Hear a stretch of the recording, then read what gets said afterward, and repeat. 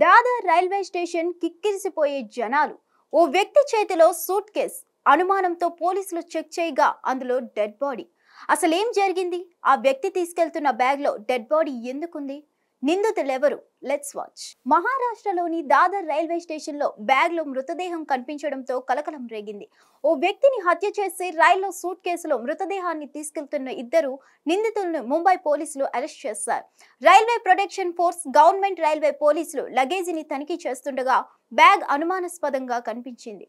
తెరిచి చూడగా అందులో మృతదేహం కనిపించింది.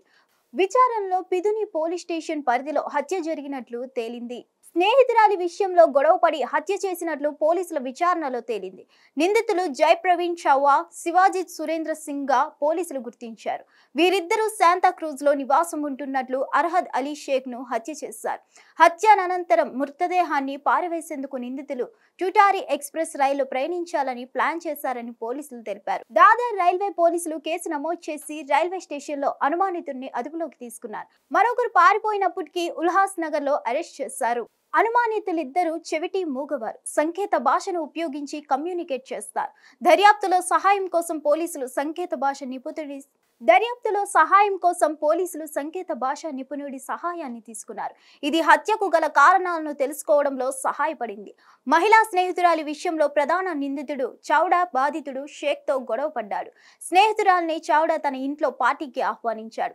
ఈ సమయంలో మళ్లీ వివాదం చెలరేగింది. దీంతో చౌడా అర్హద్ అలీ షేక్ ను సుత్తితో బాది హత్య చేశాడు. మృతదేహాన్ని పూర్తిగా ప్లాస్టిక్ కవర్లో చుట్టి సూట్ కేసులో కుక్కి పారేయాలని ప్లాన్ చేశారు.